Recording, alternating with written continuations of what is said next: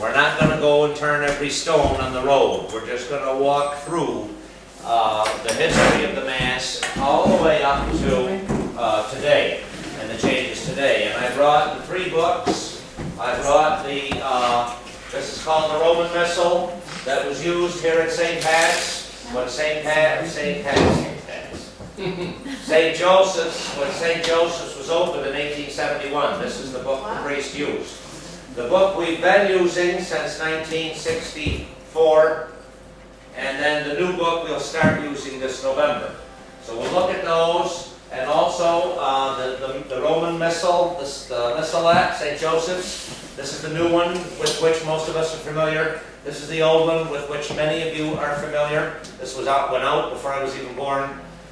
And also as a reminder, if you have any questions, feel free to ask them, but also during the week you can ring me at the rectory and say, Father, you know, I had the question, give me time to look it up. I might know the answer off the top of my head, and I might not. I might have to look it up.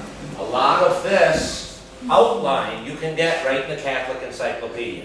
Please don't think I'm a genius. It was simply like a doctor. He looks at your symptoms, he goes to his manual, looks through it, and says, this is what you have. And so a lot of this I got right out of the Catholic Encyclopedia, which if you don't have a printed copy at home, you can certainly go online, catholicencyclopedia.com or whatever it's called. One of the things I noticed in the new book, this is the old book. Each book is open to the same section. The old book had pictures, and the priest could have a little edification with color, with pictures. The first letter of the word, te igitur, that's a T, is very artistic. All right, some nice print here. And so while you're praying the Mass or reading the Mass, there was some exposure to some beauty visually, not just verbally and audibly. The new book, well, the new book at the time, in the 60s and early 70s, kind of got rid of that. They still highlighted some of the first letters of the word, the R for remember, the we for we come, but there's really no pictures at all. Maybe just a little artwork up here along the top of the page, okay? The new book, and it just came last Friday or Saturday, I don't remember what day it was, has returned. Because of computers, we can go color now, and cheaply. But it has returned to a sort of an artistic. There's the T for te igitur, to you therefore, and it has some color and some artwork around it. This design is the same as the one from the 60s, 70s, 80s, and 90s, but it's in color. And throughout the book, you have just a lot of different things with the lettering, and there's other pictures. The other thing that you'll notice is this is not a sacramentary, it's a Roman missal. Okay? It is the Roman message, the Roman sending. Ite missa est. It has been sent. And the old book was the Roman missal. Can't see much left. Missale Romanum up here. Not a sacramentary, which is simply a holy book. So it's kind of a return maybe to a little more of the dignity. I don't want to put down the way I was raised. I liked it. But I can certainly see why we're not going back, but why we're revisiting and renewing the language that we use. Next week, we're going to take a look a little more closely at some of the major changes, and so that we can better understand them. And as you know, on Wednesdays we say Mass, for those of you who come, for those of you who don't. On Wednesday, we say the weekday Mass using the new Missal, so that the people who come to Mass each day can be out in the congregations at the Sunday Masses and help the people. Father, well, I won't because we're on international video. I won't mention names, But the liturgical director of the Diocese of Syracuse made a comment when all the priests got together, and I don't think I've heard as many priests laugh so hard for so long as I did in a meeting, as I did at that meeting, when he talked about, right when all of you get used to saying the same thing and nobody misspeaks, then comes Christmas and Easter, when all the people who never come except at Christmas and Easter will have no clue what's going on. And one of the suggestions is we need to put a warning on the outside of the door. Warning, language has changed. So the only thing that's going to be the same is the words of consecration. And that's what I wanted to end with, because that's where we ended last week, was at the Last Supper. And I wanted to end with the words of consecration today. Now, in the old, in the St. Joseph's Missal, back the page, the priest simply said, take, it says, he blessed it, broke it, gave it to his disciples, saying, all of you take and eat of this, for this is my body. That's it. And the new one is, take this all of you and eat of it, for this is my body which will be given up for you. So it's a different gospel. You know, that's the other thing too, is which gospel. We talked about that last week. The synoptics, Matthew, Mark, and Luke, each one has the wording a little different. So, see it here, that hasn't changed. Ring the bell 3 times. There's 3 little bells, the picture there. So, and then the chalice, all of you take and drink of this, for this is the chalice of my blood, of the new and eternal covenant, the mystery of faith, which shall be shed for you and for many unto the forgiveness of sins. That's the old one. And then the new one is, take this all of you and drink from it, for this is the chalice of my blood, the blood of the new and eternal covenant, which will be poured out for you. And we talked about that last week, when we talked about the importance of blood in sacrifice. In the Jewish tradition, blood could be poured, it could be sprinkled, it could be spattered, it could be wrung, okay? And so the importance of the, pouring as opposed to spattering. And poured out for you and for many, no longer for all, for the forgiveness of sins. And we talked about that last week also, that many are in fact the words of Christ from the Gospels, not all.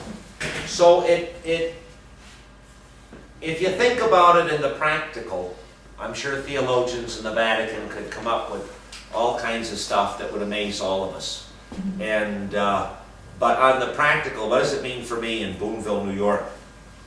When I see the many instead of the all, myself now, that says to me a reminder of freedom of choice. And like I talked about last week, with love, there has to be freedom of choice. There's no room for control in true love. And if all are saved, no matter what, where's the choice to not want to be? Hard as it may be to imagine somebody wouldn't want to be, God loves us and gives us the freedom to love Him back. He doesn't control and force us to love Him back. And so when we say many, many is that unnumbered, not infinite amount, but an unnumbered amount, as opposed to all, which is, hey, everybody's in, no matter what. It's not like the guy from Boston. Boy, I could have punched him right in the kisser. He says to me, we're out on a destroyer, and he says, you Catholics, he says, well, no matter what you do, 3 Hail Marys and you're back out on the street. And I'm like, no, it doesn't work that way. But that whole misunderstanding. So I don't think you could use the old St. Joseph's Missal, no. I have to buy one, because the new ones I use when I go in the field with the Marines and with the sailors. I take it with me to say Mass, because I can't obviously haul a big book like that, so I bring one of these. The blood and the water. Well, there's, poetically, you can look at it a couple of different ways.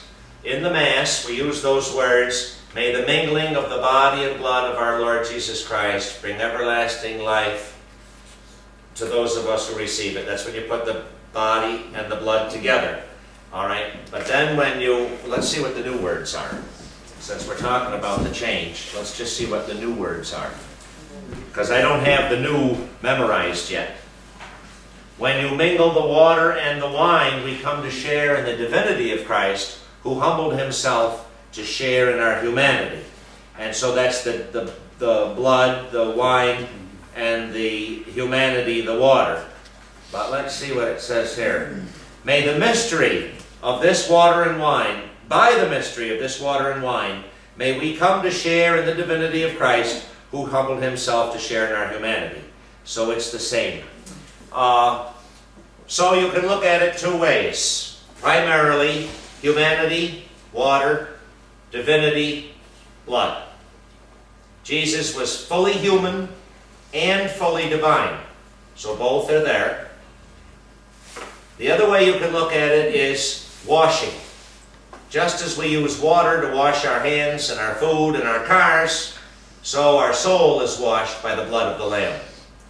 So it can be seen as a combination of humanity and divinity. It can also be seen as purification, both of body and soul, just as we use water to wash the body and the soul is cleansed by the blood of the Lamb. But poetically speaking, symbolically speaking.